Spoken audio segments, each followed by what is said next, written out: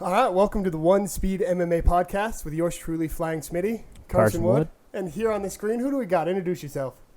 I'm Daniel Levy from Half the Battle and at Best Fight Picks on Twitter. Thanks so much for having me on the show, guys. Thanks for coming. You're the first simulcast. I don't know if that's actually a simulcast, but first guest on the monitor. First guest on the Jumbotron, we decided to call it, Carson. Excuse me. It's the Jumbotron. Excuse me. So, Daniel, Half the Battle. I really enjoy it. You do a lot of fight picks. You're always talking about gambling. We're going to get into a lot of that because here in Utah, gambling is actually illegal. Still happens. Still happens everywhere. Wendover's about an hour away, so it happens we here. Have to gamble, we just drive an hour. All of our friends have bookies. You know, we keep it as 100 as possible here, I guess. So there's a lot of different questions that I would like to get into with betting and different things like that. A lot of people that have been betting have been doing it for a really long time. So it's very hard or difficult to figure out like, okay, I'm just getting into this. Where's the best place to go?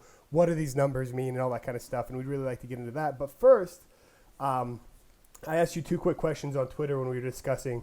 One, what was the first MMA fight you ever saw? And two, what was your favorite fight? Well, the first MMA fight I ever saw, it's tough to say because I would come home and, watch Pride or watch the UFC and I'd be like, wow, this is the best sport in the world. And I didn't know anyone's name at the time. I just knew that I liked the sport. But the first time I really got into a fight was Rampage versus Chuck Liddell. And I can remember Rampage in that pre-fight buildup. He's like, I'm going to whoop Chuck's ass. And I can't ever forget that. And then obviously I'm from Atlanta, Georgia, so UFC 88 with Chuck and Rashad, that happened in my hometown. So that was the first pay-per-view I ever bought. Very cool. And so have you been to any UFC events? Oh, yeah, I've been to many. 145 with Jones and Rashad, 162 with Weidman and Silva, recently at 199 with Bisping and Rockhold, and Frankie versus Gray, the trilogy. I've been to a few, my man. That's awesome. Oh, the Frankie versus Gray one. If you listen to the podcast, that's my all-time favorite trilogy in any combat sport. I'm pretty jealous on that one. Dude, if you watch the replay when Frankie knocks out Gray and you pause it real quick, you can see me there. I'm the dude that's lifting up that poster and celebrating. If you pause it on Fight Pass, you'll see me there. That's awesome. Why haven't you screenshotted it yet? I know, right? I totally need to. I mean, are UFC Fight Pass going to give me shit for doing that or what? No, just what is it? Eric Winter, whatever his name is. Just send him a picture of yourself and say, hey, I'm posting this everywhere, and he should be fine with it. It's free advertising for Fight Pass. That's all they want. Yeah, and he's a cool guy, so I'm sure he'll understand. Yeah, he's doing customer service. He's the only VP of whatever that's doing customer service on Twitter. People complain, and he actually answers them back, which is unheard of. God, super unheard of. Anyway, did you see the Bellator card?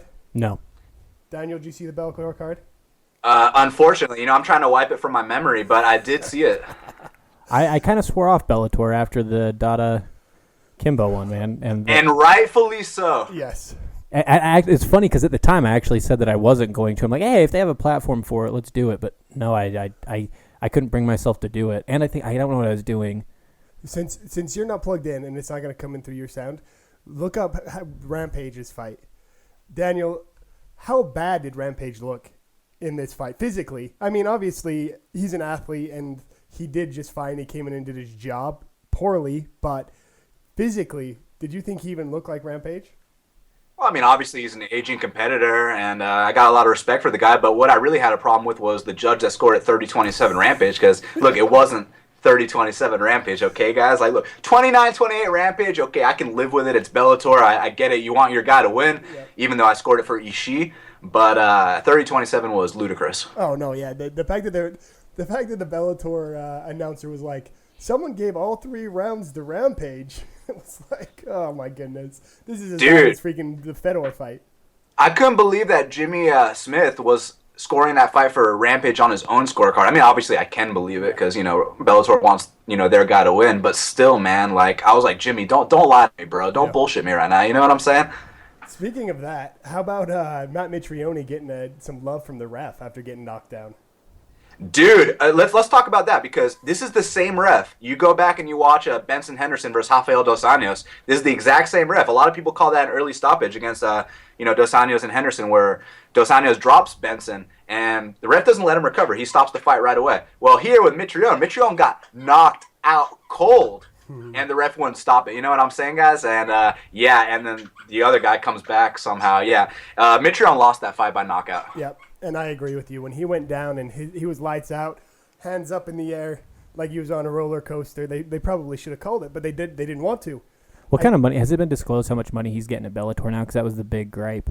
Why I couldn't wear his shoes to that press conference because they weren't a Reebok, whatever the hell it was. Do we know how much he's making? Because that was he thought that he could make more on like sponsorship. I don't and know if advertising. they've come out with the disclosed salaries yet. They may have, but I haven't checked this morning. Usually I get. I've never seen those posted thing. for Bellator. Do they not have to for some reason? I think they do. Just no one cares. I care. You know, it's funny, guys, because with one of the guys that left the UFC recently because he tried to act like he was going to get more money in Bellator, his disclose was 10 and 10, and in the UFC he was getting like 100 or something. And I think I could be wrong, but I think it was Josh Thompson. So I don't know if the grass is necessarily greener on the other side. But that was that with his Strikeforce contract. I mean, because Josh Thompson he came into the UFC when they purchased Strikeforce.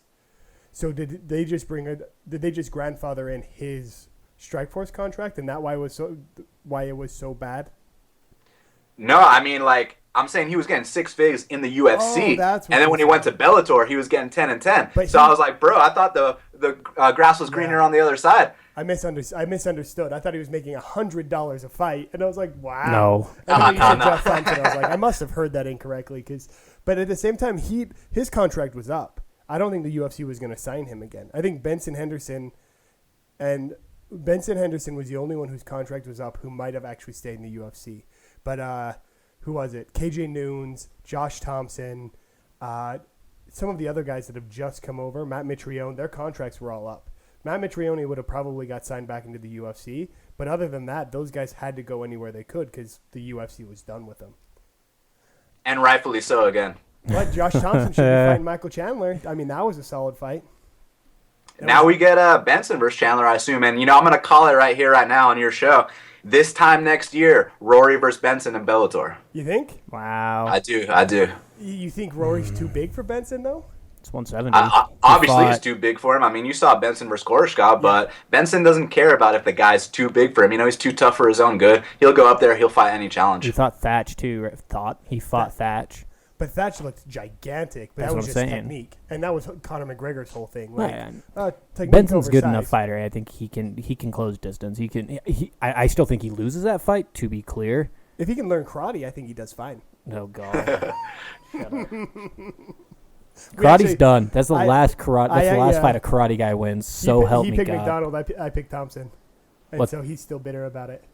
I also picked Bisping, and he picked Rockhold. I pick wrong every time. So when the betting segment comes, I'm just going to talk about I'm going to think hypothetically how little of money I would put on the fight that I'm picking because I'm always wrong. It's like, what's the minimum? I'll do that. Yeah. Hey, so if you're always wrong, why don't you just bet the opposite of what you initially I've done picked? that, and I was wrong. I don't know what to go with that. The like complete opposite of you, and we'll be 100%. Yeah, like let me pick, and then everybody else go opposite. That's the way it needs to. That's the way it needs to happen.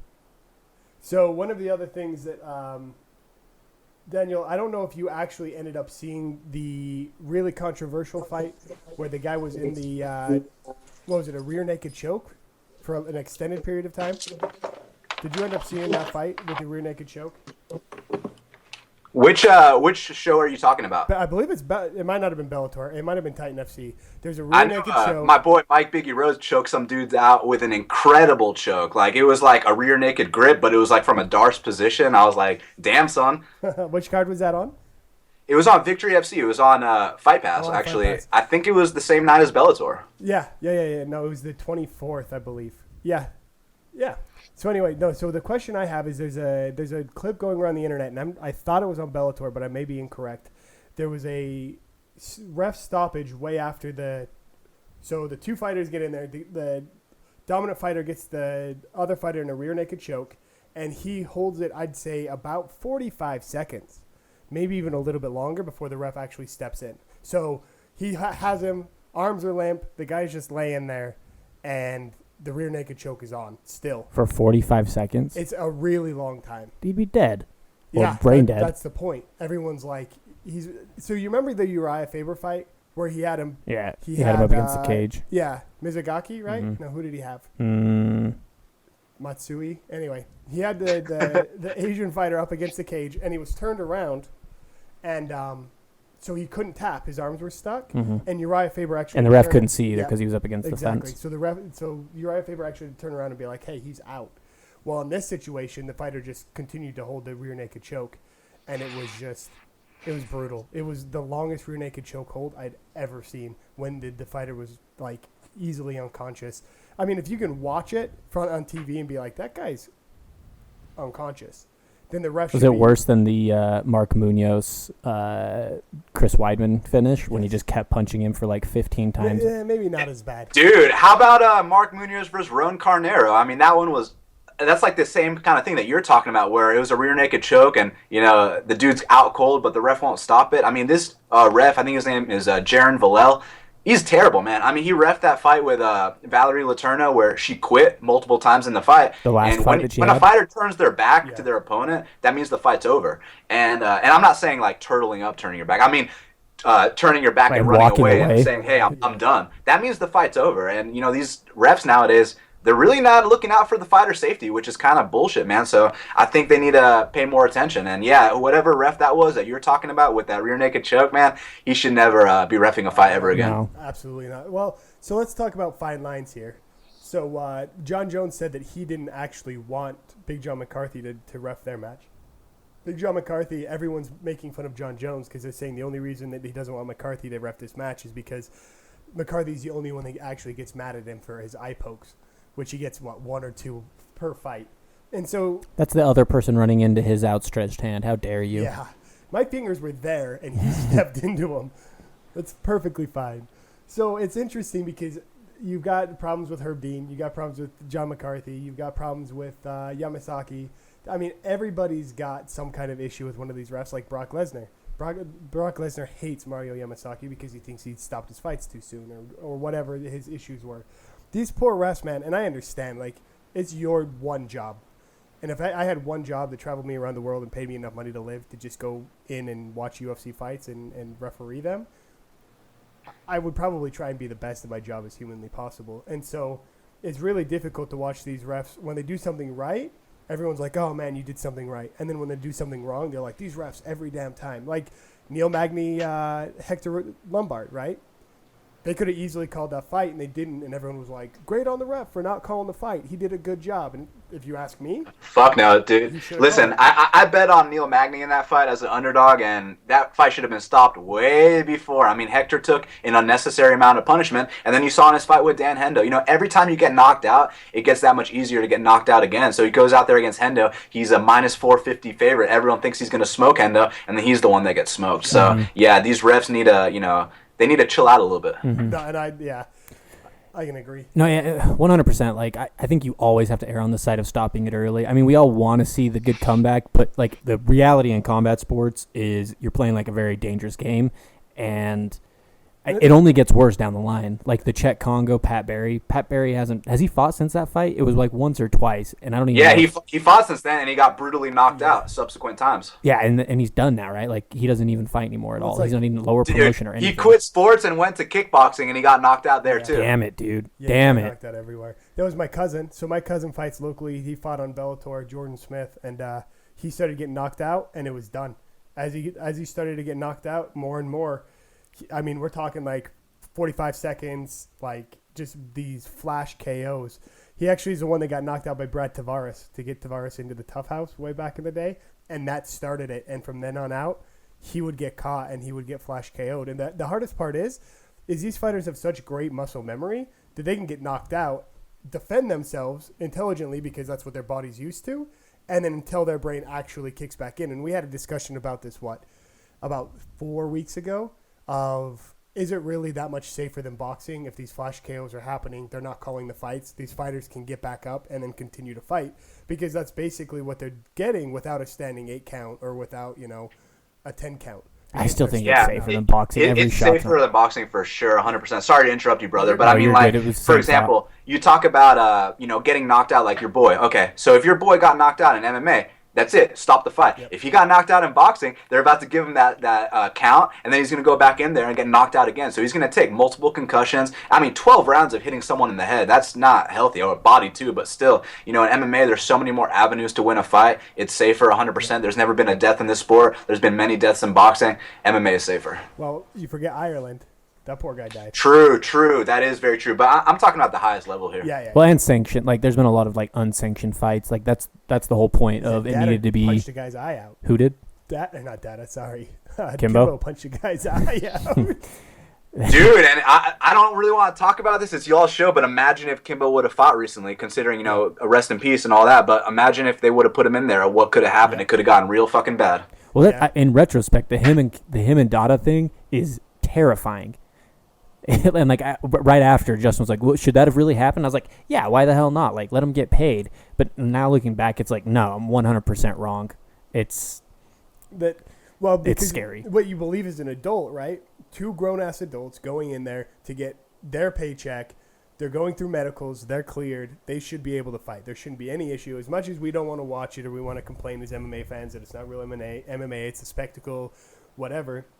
It's two adults going in there and providing for their family. However, when the medicals aren't there and the commission's not there to actually check these things out, yeah, it's a big issue where both of these guys could have died. I mean, you look at it, though. Dan Hardy has his heart issues. Stefan Struve had heart issues. And they didn't catch him until, 5-6 fights into their career. So a lot of you wonder what's happening that these guys can get cleared. And way back in the day, they just used to lie. Do you have any injuries? No. And they would be going in with a torn MCL or ACL or some kind of other issue, and they just wouldn't say anything about it. Got to get paid. When you're making 2 to show, 2 to win, like Chael Sonnen was talking about on his show, that's brutal. He said he walked away with $100. But he's talking to Front Row Brian, and the more I listen to Front Row Brian, the less I like him. I love Front Row Brian. I listen to that guy all the time. I follow him on Twitter. I love that guy. Dude, I love Chael's podcast. It's so damn good. Mm-hmm. That's one of the.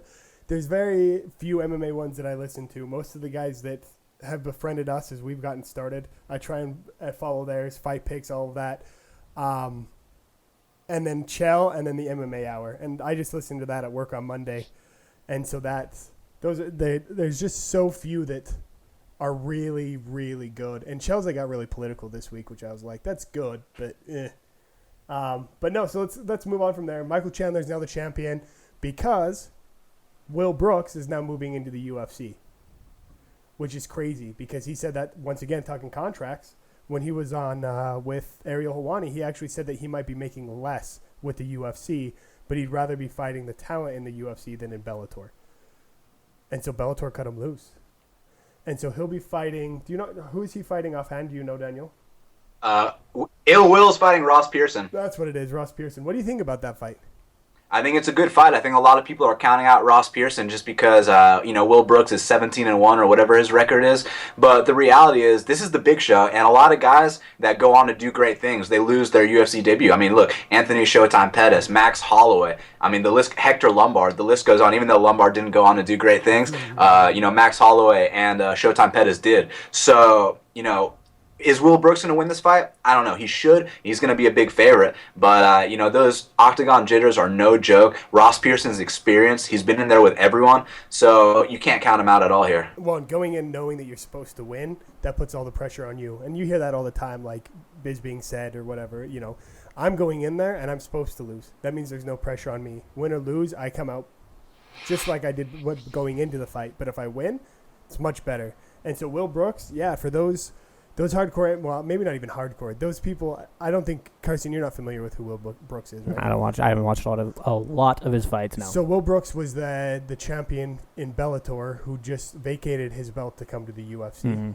Mm-hmm. So he came over. He'll be fighting Ross Pearson, as Daniel just mentioned. Mm-hmm. So it's very interesting because a lot of people say that he needs a steeper jump in competition right off the bat to prove that he needs to, he should be in the UFC. He was the champion.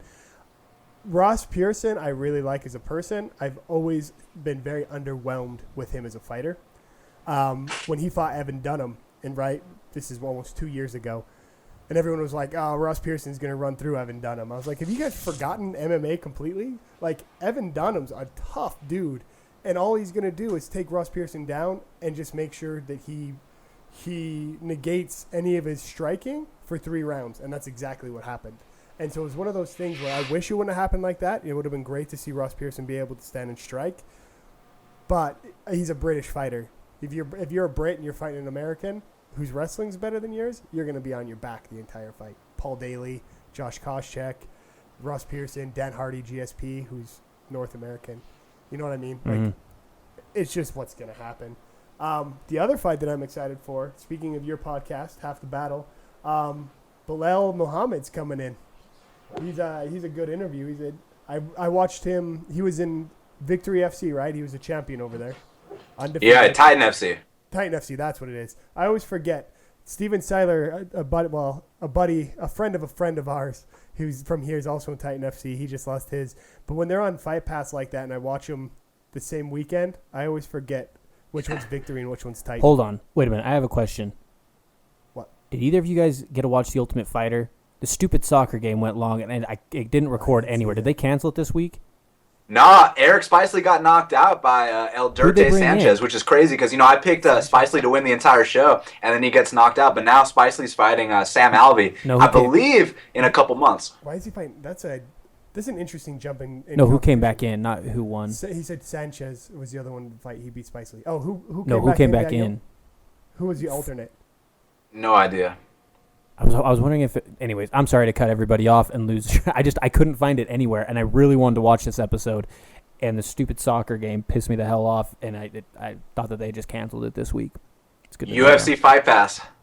We have one. I should just watch it. They only have all the 8 episodes? They don't have all of them up now, right? Well, he said he watched it. Oh, it was on Fight Pass? Okay. Yeah, they upload them like a couple days after they come out. So I'll be watching it when I go home. And I watched the first 4 episodes. They didn't get on Fight Pass, and then they started loading them up one by one, and then they were like, all 8 are up now, and I was like, no, you've lost me, Fight Pass. I'm not going to do it now. Not going to do it. You should have just loaded them up right after. So anyway, back to Bilal Muhammad. Fighting Alan Jouban. I like Jouban a lot, but Muhammad's looked really good in Titan FC. I saw his last 2 fights, actually kind of on a fluke because they're on Fight Pass. I was just watching him. But he looked really good. I'm excited to see him in the UFC. How do you feel about him fighting Jouban? Well, obviously, Jouban's no slouch. Jouban comes to fight. He's experienced. And the thing I love about a guy like Alan Jouban is, everyone makes fun of him because he's a model, which I don't know why you'd make fun of him for that. But the dude comes to fight every single time. Even when he loses fights, it's exciting. He went out there with Albert Tumenov, and he tried to fight Albert Tumenov. He didn't try to, hump him or push him up against the fence or this or that. He tried to go out there and fight him. That's why we love a guy like Alan Jouban. But Bilal Muhammad, he's one of the brightest prospects in MMA. He's coming into the UFC. He got signed for a good reason. It's going to be interesting, man. He's coming off that Ramadan fast, so I don't know how his nutrition's going. And also, obviously the UFC jitters that we mentioned when we talk about Will Brooks. So, that UFC debut is no joke. If someone's a big underdog here, I will bet them. But it's a tough fight to call. So Jouban, I was gonna say the whole Jouban thing, the whole giving him shit because he's a model. It's the same thing with like Sexy Yama. It's like they clearly care more about fighting than they do modeling, anyways. Like they're putting their modeling career on the line every time they fight. They're gonna end up like Vanderlei and like looking like him. But I don't know. That's a stupid reason to count somebody out. But just because a guy wants to cut his cauliflower ear and drain his ears and not look like a fighter. Pretty. Dude, I'm going to take it one step further. People give Brian Caraway shit for dating, like, the hottest chick in MMA. I'm like, are you serious? Like, you're going to make fun of someone for having a hot girlfriend? Yeah. Like, that's the level we've stooped down to now? Well, it's because he has everything that they want. Like, a hot girlfriend, that she's successful. He's pretty successful, too. He hasn't won a belt yet, but he fights. You know? That's the fight I called. Yeah, shut up. I called Caraway was going to win that. That's the 3rd fight. Anyway. There you go, buddy. There you go. That was sharp, man. Plus 350. I got to start making bets. Yeah, you do. I got to. I got to not. The last one that I did was a parlay. It was stupid. But Caraway, the parlays kill you. The hard part with Caraway is he's one of those. He's a jobber, right? He goes in, he does his job, and that's what he does. So you don't really see him much. When he's there, he's usually helping Miesha Tate, and when he says something, he usually is just very to the point, which MMA fans don't really like. So they're like, what's up with this guy? Like, why does he seem like such a jerk? And it's like, no, he's not. Caraway's actually a really good dude. He just doesn't like to talk to the camera. He likes to go in, do his job, and be done. And so I've earned a lot of respect for him because of the Aljamain Sterling fight. However, I'm not the biggest fan of Caraway, only because it's based on his personality. But the fact is he's good. He's a great fighter. He helped Misha take. Wait, you just said he was a good guy. You just said you didn't like his personality. No, you can be a good guy and I cannot like your personality. Just because you're buying me lunch doesn't mean I have to like you. You know? Mm. So he seems like a nice guy, but if him and I were to like, if he was dating my sister and I had to like buddy him, I think it would be a hard time.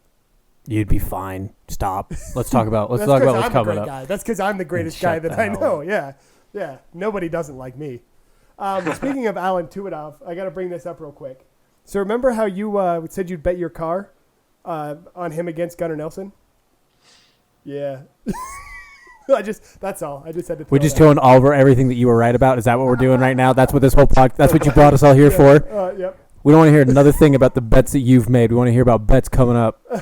No, hey, if it makes you feel better, I picked 2 men off there too, so we lost on that one together, my man. No, hey, Gunny looked better than he's ever looked in that one. I mean, he showed up like he looked like a welterweight. First of all, when we were all saying this dude needs to drop the lightweight, he finally looked like a welterweight. And I mean, he went out there and he fought like to a level he's never competed at before. So props to him. I think Gunnar Nelson's one of the most. Well, that's the hard part. He's one of the most overrated, underrated fighters. And I mean that by the people that really watch the UFC are really high on him. Anyone from Europe loves Gunnar Nelson. They think he's the next great thing. People that don't know the UFC are like, who is this guy and why is everybody so high on him? And I'm definitely one of those. I like Gunnar Nelson and I like his technique and everything more than I like Conor McGregor's. And I know they train together and a lot of their technique's the same. But I think Gunnar Nelson is on a much higher level of MMA than Conor McGregor is. Well, apparently not because he's not holding the belt, but maybe his jiu-jitsu is. Yeah, that's a very solid point. And there's the argument where people say outside of 145, Conor McGregor is not going to win a belt. I mean, hey, most people don't even win one belt to begin with, so that's a big accomplishment in itself. I mean, I'm not going to talk. The thing is like Conor. I'm not the hugest fan of Conor, but he could win a belt at 155. He's not holding it for very long, but pretty much anybody in that weight class could win it, like in the top 10. But pretty much nobody could hold it for more than 2 fights, I think. Murderer's Row. Mm-hmm. So speaking of 155, tell me about it. All right, let's get into betting, and then we'll get into the RDA. And I want to talk betting. Like that's what I'm more into for this one because Nace doesn't do fight betting at all. He hates it. And so our good buddy the guy that places all the bets for anyone here that actually wants to place them, he won't bet on any kind of college sport, and he won't bet on fighting because of the puncher's chance, which makes a ton of sense.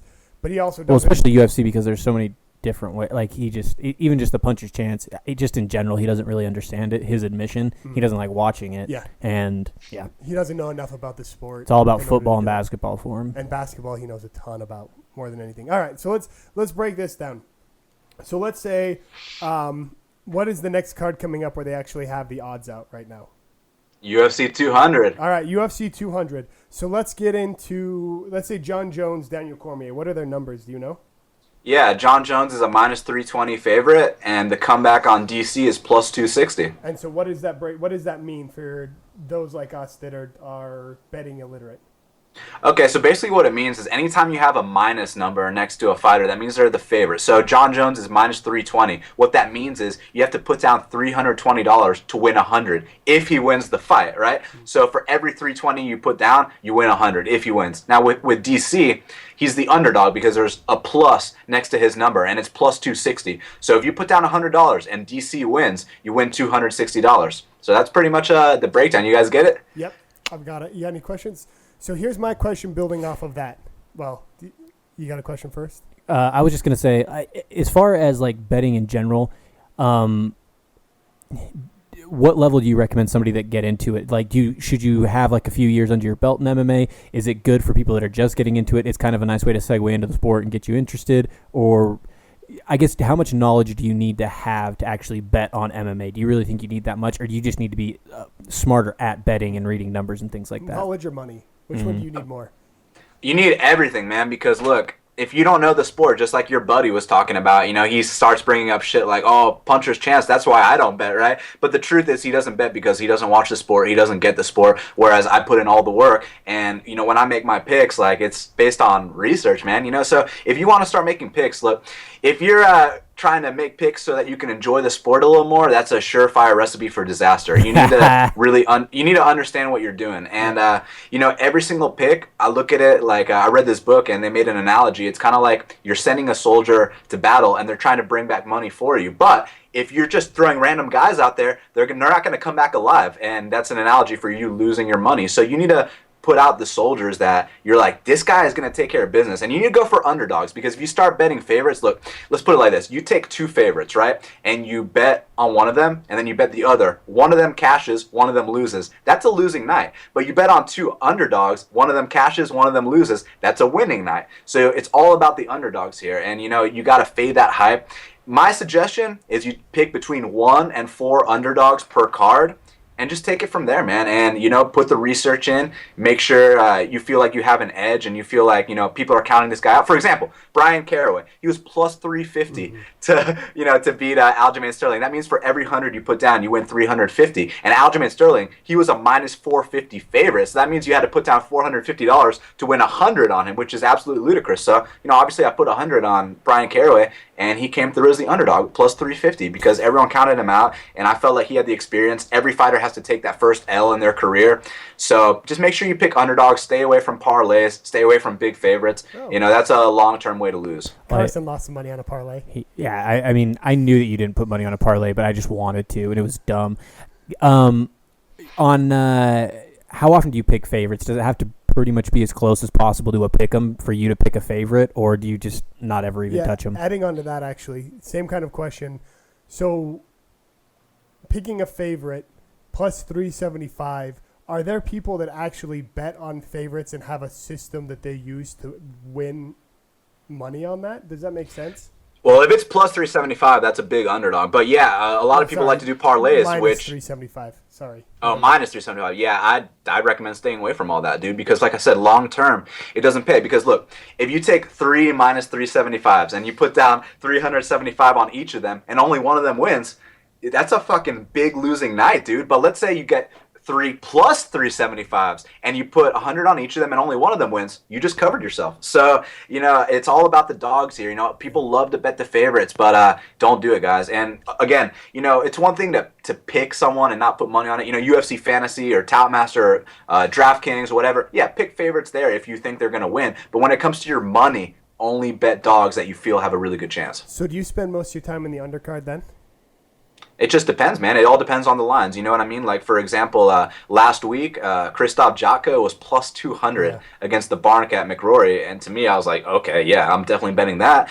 And then, obviously, in the main event, Wonderboy, he opened as an underdog. And I was like, well, this dude's a future world champion. And Rory just coming off this 5-round war. Rory's talking free agency. Rory should not be a favorite here. I think Wonderboy's that good. So I took Wonderboy. And then the one I lost on was Leandro Silva. He was an underdog. He lost a close split decision, which is totally fine with me because my other two dogs covered me, and I had a winning night. Now, let's say, so that's 2 for 3, right? That's a winning night. Now, let's say I bet on 3 big favorites straight, and I won 2 for 3. Chances are I'd have a losing night, guys. Yeah, that makes sense. So the other question I had on that, so what changes the betting odds? So you said Rory McDonald opened as a underdog, or sorry, not Rory McDonald, Stephen Thompson. I'm thinking about too many things right now. So Stephen Thompson opened as an underdog.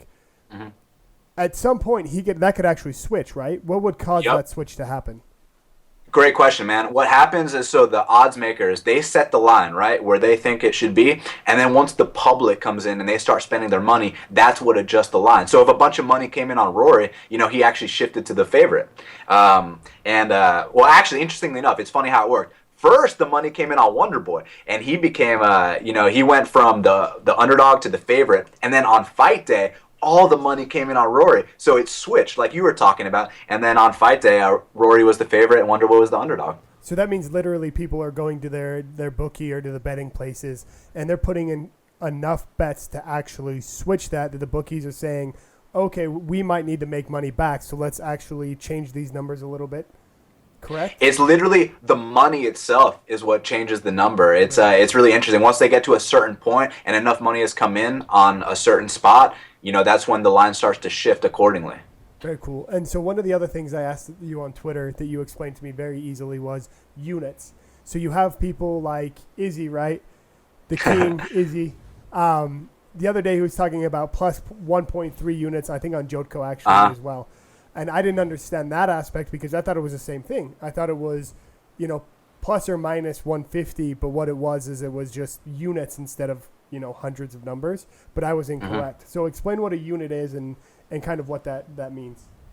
Unit's basically a term for 1% of your bankroll. So, if you got $100 and that's your entire bankroll, $1 would be 1%, which is 1 unit. So for me, I like to do $100 units, which it's easier for people to follow. It's easy for me to track, and I can afford it. So it's fine. So, if I put down 2 units, that's $200 for me, 2% of my bankroll, right? So, when I say I won 1.5 units, it means I won $150. Now, for some people, the reason we call it in units is because not everyone has the same bankroll. Mm-hmm. So for someone that's got an $100,000 bankroll, they're putting a little bit more per unit. Someone that's got an $100 bankroll, they're putting a little bit less. So the unit just lets people follow it, standardizes it, and it's pretty easy to track and follow. So with that, do most people just keep it at units as well so people don't know how much they're betting? Or do you have the people that let people know exactly how much money they're actually putting down? Well, I think it's because, guys like me, I'm putting my bets publicly. You know what I mean? People are tailing me. So it's easier that way. But for a lot of these guys, they don't give out their picks before the fact. So they might not actually be dealing in units. But for all the guys that, they're like, hey, you need to follow my plays. You need to tail me, as they like to say. They usually talk in terms of units. Yeah, because, you can easily, if you're already doing the math to figure out the betting odds and everything, you can easily just lock it into whatever your bankroll is and bet accordingly, and you're going to get the same results. So do you have a subscription site for your bet picks, or are all yours free? Oh, you mean like where people can tail my picks? Yeah. Yeah, they're free. They're always going to be free, guys. Go to bestfightpicks.com and just, get them there. I put them up there all the time, and I have them tracked by a third party. And, yeah, always going to be free because, look, I feel bad enough when I lose on a free pick. I can only imagine what it's like charging, for a losing pick, even though I am a long-term winner. My picks have been tracked for, like 2 years or so, been up those 2 years, but still, man, you have losing nights. That's part of this grind. This is people that are trying to get in this game to get rich quick, surefire recipe for disaster. Just like the parlays, just like, betting big favorites. It doesn't work out. It's all about taking that road less traveled, finding little select underdogs, and that's what's going to win you guys money. I wish you could have seen the parlay that I did. I can only imagine, brother, because look, like it was the worst. I've done my fair share of dumbass parlays too. You live and you learn. You learn your craft as you go. Dude, it was awful. Like the payout for like 4 fights that I picked, I think I didn't even make 100% back of what I even did on a 4. It was like the $100 I put on, I would have won like 86 or something like that on a 4-fight parlay. It was the worst decision I've ever made. That's not worth it, bro. And no, I the thing is, bring that up because look, a lot of guys will do a $100 parlay to win like 10,000. So they see that payout number and they're like, "Holy shit!" Like this 5-team parlay. All I need is for these 5 guys to cash, right? But it's it usually does not work most of the time long term, and this is a long term game, so you need to do what works. Yeah, 100. The problem was I didn't even look at the lines. I was like, I have money to burn. I want to put some money down. And my cousin, I just sent him money. I was like, put it on these 4 fighters, and and then he came back and he's like, this is how much you're gonna get, and I was like, yo, and then stupid Travis Brown got knocked out and ruined the whole thing. Yep. Andre exactly knocked him out. So prop bets. You ever make prop bets? From time to time, man. They have limits on them. They don't pay out as much as regular straight bets. I swear by the underdog, man. You gotta find the 1 to 4 underdogs per card. And I say 1 to 4 because you remember when Bader fought Rumble, on that card I only had 1 pick. It was Carlos Diego Ferreira to beat Olivier Aubin-Mercier. He was a plus 260 dog. I was like, yeah, I'm taking that. Now, that was my only play for that card because that's the only thing that stood out. That was the only value I found on that card. But then you got a card like last week, and I had 3 plays. I had Jotko, Leandro Silva, and Wonderboy Thompson. So it went 2 for 3 like I already mentioned. It's all about each card. You got to put in the research, put in the work, and once you see like, wait, this guy's an underdog? Okay, I'm going to bet on him. That means people are counting him out. That means all the public is going on the opponent, and there's no strength in numbers when it comes to betting. So just because everyone loves a certain guy, listen, when everyone's overconfident and they're talking about how this guy's a lock, there's no such thing as lock in the sport. But when people start talking like that, that's when you bet the other side. So when people are like, why is Bisping even getting a shot? Why? He doesn't even deserve to be in there. Rockhold's going to smoke him. Rockhold's going to fucking kill him. Okay. When people start talking like that, that's when you bet Bisping. When people start saying, oh, Dan Hendo is old, he can't fight anymore, so Hector Lombard, it's a foregone conclusion that Hector's going to knock him out, that's when you bet on the underdog. When people are completely counting them out. How often do you wait for the lines to move, or do you place your bets right when they come out and then again possibly bet on if it moves in your favor? How often does that happen, or do you pretty much wait for day of? When do you actually place your bets, and how much do you actually watch the lines? I watch the lines very, very closely. I watch them all the time. I rarely put bets in the day the lines come out because the limits are a little bit lower. Mm-hmm. But the thing is, sometimes if a line really stands out, you're like, dude, I got to play that before someone else hammers it. But, for example, for some of the other plays, I'll wait till the day of the fight to do. So it just all depends, guys. You know what I mean? But you got to pay close attention to the line movement for sure. So how do you prevent yourself from just picking your favorite? And I know, obviously it's different. It's a different mindset. But, like, say football, right? The NFL, say someone's a diehard Cowboys fan, whether they're the favorite or they're picked to lose, they bet on that person every single time. So, like, let's look at Connor versus Nate, where Connor was like a plus 430 or something. Like, minus 430. Oh, sorry. And that's why I have to ask because I always get them backwards. He's a minus 430. Like, how do you stop? Most people aren't going to bet on that. But how do you stop yourself from just being like, cool, my favorite fighter is the underdog. I'm going to pick this because I know who he is, and he's the underdog.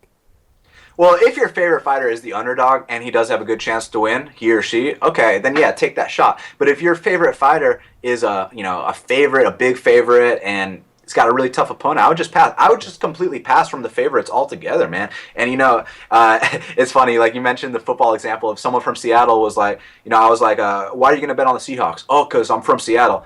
Surefire recipe for disaster. You can't put your heart there. I've learned this so many times. Like, I got a good friend, James Vick, that fights, and he's 5-1 in the UFC. He's a winner, man. He's a great fighter, and he dropped his last fight to Benny, Benny's no slouch. But here's the thing, Vick was a plus 170 dog, so I was like, okay, yeah, it's worth a shot on the dog there. But if Vick was a big favorite there, I would have passed. Yeah, and that makes sense, and I guess that's the best way to look at it. And I've never really looked at it like that because I always figured you parlay it. You take one favorite that is going to win, and you play it on one or two underdogs, and if you get all three of them, then you win big. But the chances of if that favorite loses, like Conor McGregor, Nate Diaz, you just lost a whole bunch of money. You just lost your entire payday based on losing that money and not making it up on the underdog. So it's an interesting way to do it. And I just wondered because a lot of people will post their receipts and different things like that, and they will almost bet on every single fight. And in order to do that, you have to pick favorites and underdogs and try and even it out. And I watched one guy, I think he won $1,000 doing something like that. But the way that you do it makes a lot more sense to just be like, cool, I trust one or two people on this card that I think are major underdogs. But like you said, you've been doing this for years, and a lot of people look at these undercard names and they have no idea who they are, and they just have to more or less guess. And so it is one of those things that if you're going to do it, make sure that you actually research anyone that you're going to bet on, and you have probably watched them fight because you never know who won a split decision or who won a majority decision and should have lost, and different things like that you might end up losing a whole bunch of money based on not knowing the facts or going off of solely numbers and not actual fight technique or anything like that. Absolutely, man.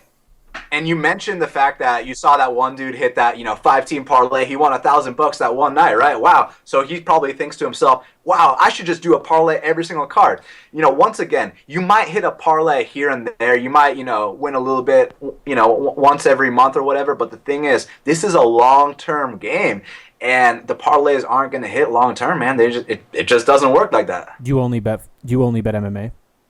Yeah, I only bet MMA, and I try to really only bet the UFC too, because you see, for example, we were talking about Bellator earlier.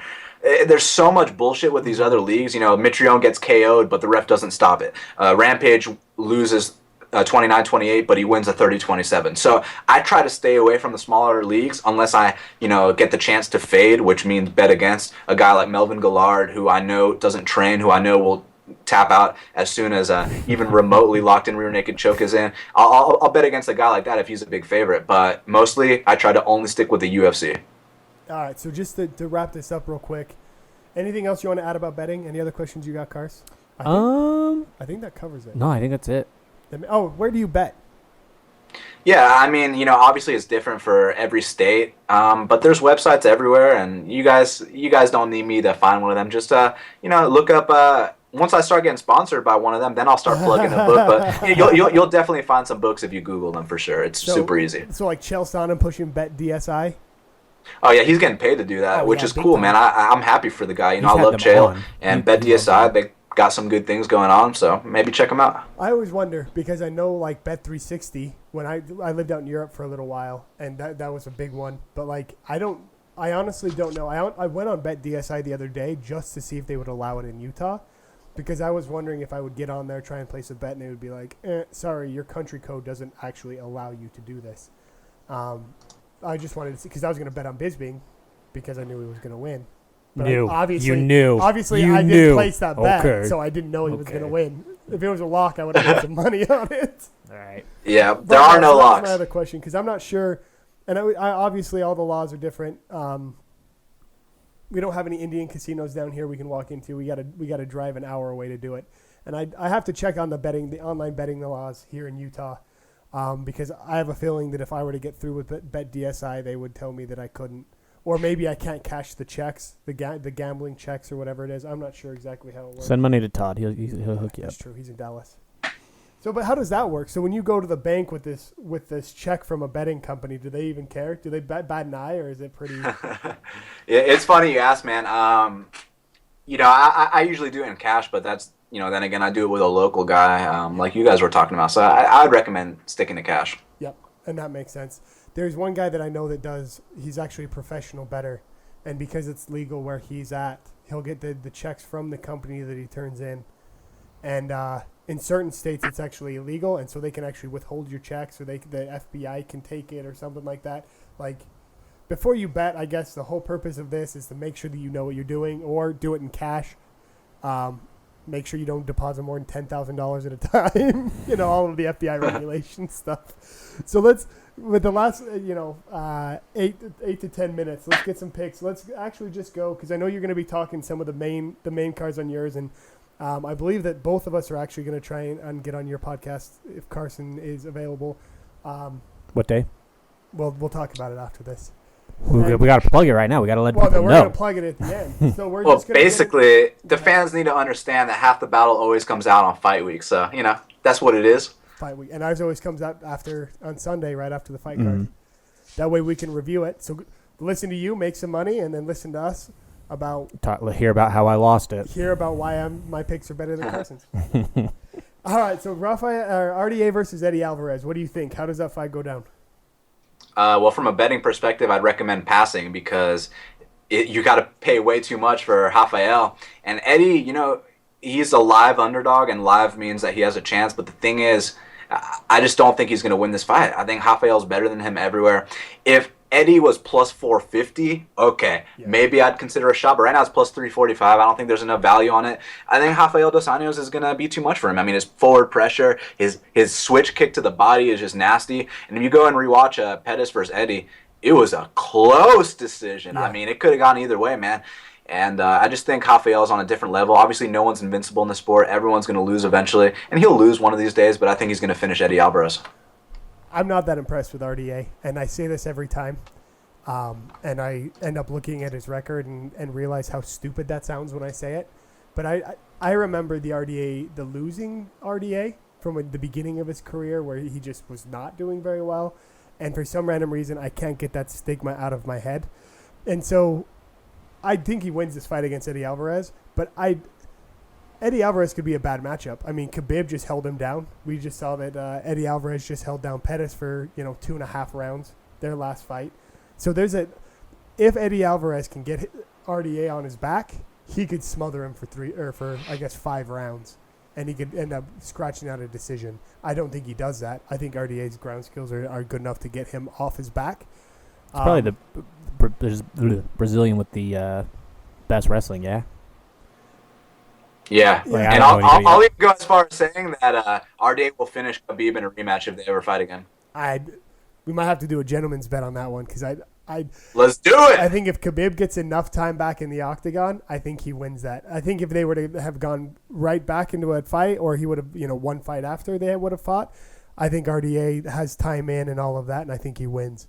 But I think Khabib is going to be a champion in that division, and he might. I don't think he's going to beat RDA. I think RDA is going to lose the belt before that. Out of all of the champions right now, other than Bisping, I think RDA is one of the most prone to actually. Khabib is his next fight though after Alvarez, don't you Khabib think? Not taking another fight before that. I know he's got Ramadan. Well, I would assume he would take a fight, and then they would probably fight. They would probably be the next one, right? I don't know. We'll see. Don't forget about Tony Ferguson and Michael Chiesa. Oh, poor Chiesa, man. Oh. I love him to death. He's one of my favorite fighters, and I don't like Tony Ferguson. I love Ferguson. I mean, as a fighter, I think he's great. His personality, just like the Caraway, he's the opposite. It is a little irritating. You don't know him. I don't. Oh my gosh, he's he so knocked out awesome. our boy Ramsey, though. He's so awesome. All the Utah fighters. We only have so many, so we have to jump on board with them. All right, so we got that one. Roy Nelson, Derrick Lewis. What do you think? I got Derrick Lewis because, look, if they met a couple years back, I'd pick Roy Nelson. But if you watch Nelson's last couple fights, I mean, look, this is a guy that's always, his gimmick or whatever has been the fact that, he's a fat guy, but he can throw bombs, right? Well, if you watch his last fight, which was contested on the feet all 3 rounds, might I add, he looked so slow, so old. He was throwing everything he had at Jared Rochelle, and he was just swinging at air, man. And I think Derrick Lewis has been improving. He's gotten into bad spots in his last few fights, and he's worked his way out of them. And I think in this fight, he's going to rise to the occasion, and he'll win as the underdog. Rochelle has some of the best feet in MMA, though. They just walked him right out of the UFC. Are you picking him as the underdog, or just as a fan, or both? You think he's going to win and he's the underdog, and so that's why you're picking him? Or is this more just like he's the underdog and he's enough of an underdog, I'm going to take him and I think he's got a shot? Or do you actually legitimately think, regardless of betting, that Lewis is going to win? Both, man. I mean, Gotcha. I think that Lewis should be the favorite here. If he was the favorite, I would pass because I don't think that Roy Nelson's going to win the fight. Mm-hmm. And like I said, man, Nelson's way too slow now. I mean, he's gotten to that point where he's huffing and puffing after 2 minutes. He's swinging at air. And his biggest advantage has always been, people like to talk about his ground game, which he never uses in the UFC, but it's really the overhand right, the left hook, the uppercut. He swings at air too much, man. I know Derrick went down from Matt Mitrione, but that was a couple years back. He's gotten better since then, and since that time, Roy Nelson has declined. So, yeah, I got the underdog here for sure. Gotcha. Well, Matt Mitrione's the guy that anytime you think he's going to lose, he ends up knocking the guy out. And anytime you're like, well, other than top 10, if you're not in the top 10, Matt Mitrione's got your number. If you're in the top 10, Matt Mitrione's got no chance. I mean, that's kind of how I've come to determine his career in a very simplified way. So are you placing any bets on the Thursday card? Yeah, well, right now there's only odds on the main event and the Derrick Lewis fight. So right now I only got something on the Derrick Lewis fight, but we'll see where the lines fall. If there's some underdogs that are being counted out that people aren't paying attention to, that they should be paying attention to, I'll definitely take advantage of that. Do you feel like the MMA odds makers are good at, like they have a good idea of what they're doing, or do you feel like more than any other sport they seem to just be like swayed by names or swayed by favorites? Do you know what I mean? I absolutely know what you mean, and it's a little bit of both. I mean, they're definitely swayed by the names and stuff like that. I don't think they put in as much research as, I don't want to say someone like myself, but I truly believe, look, it's us against the books, man. So, you're trying to find any edge possible, and absolutely, I'll definitely be capitalizing on their mistakes when they count guys out, like Krzysztof Jotko, who's plus 200 last week, and he knocks the guy out in under a minute. So, yeah, they definitely sleep on some guys for sure. Do we know where they get their odds from? I mean, obviously, there's, scientific methods that they're using to pull this information, but do you know more or less how they actually get their odds? I mean, they do it based on how they think the fight's going to go down and based on how they think the money is going to come in. Like, for example, the Jones and Cormier fight could be closer on paper, but they think everyone's going to come in on Jones, so they set him as a really high favorite. And I mean, rightfully so. He should be a very big favorite here. But for me, as someone who doesn't play favorites anymore, I got to pass because I don't think there's enough value in DC to take that shot anymore. Did you get burned? Oh no, not at all, man. I think Jones is going to win the fight. No, he just needs a face. You said I don't bet favorites anymore. Oh yeah. Well, yeah. I mean, you got to learn your lessons, bro. You learn your craft as you go. That's exactly right. And that's one of my hardest things with betting and putting a bet down is I go more with my heart still than with my head, which is, like you said, the number one way to lose money is to go with your heart instead of your head. So it's one of those things. But once again, tell people where they can listen to you, where they can find your show, and we'll close out with that. Oh, is that all the picks y'all want? No, but definitely check me out. We don't want to take away from you. We want to push people to you to get your picks there. Oh, cool, man. I appreciate that. Yeah, definitely check me out at Best Fight Picks on Twitter, bestfightpicks.com, and my podcast, Half the Battle, is on iTunes, SoundCloud, and YouTube. Best Fight Picks is always a great conversation on Twitter. Tweet at him, talk to him, make fun of him for picking his picks. He'll tell you while you're wrong. No matter what, he usually is a good conversation, responds back. One of probably the 5 or 6 Twitter accounts that we always talk to on there. Mm-hmm. And so, yeah, go give him a listen. Go get his picks. Listen to his episodes because he's doing a whole different thing than we are. We're giving reviews where he's trying to make you money. So, Daniel, it's a pleasure. Thank you for sitting down with us. Thanks for taking the time, man. We really do appreciate it. Appreciate it. And we got it filming. So this will be live on iTunes and all of that, but I'll push it to you so that way you can go check it out. And we also got your face here on the Jumbotron, which you can't see, but you'll be able to see it when we load it to YouTube. Hey, guys, thanks so much for having me on the show. It's an absolute pleasure. I'll do it anytime. I look forward to having both of you on my show. We're going to talk, I believe, the Joanna versus Claudia card. I cannot wait. And again, guys, thank you so much for having me on the show. Perfect. Absolutely. So I'm going to close this out. Stay on so we can discuss your show, but that way we can stop recording and don't have to do it like that. Thanks again. Cool. Peace. Thanks for tuning in to Watch Speed MMA, and we'll look forward to hearing from you guys on Twitter and next week. Thanks, guys. Bye.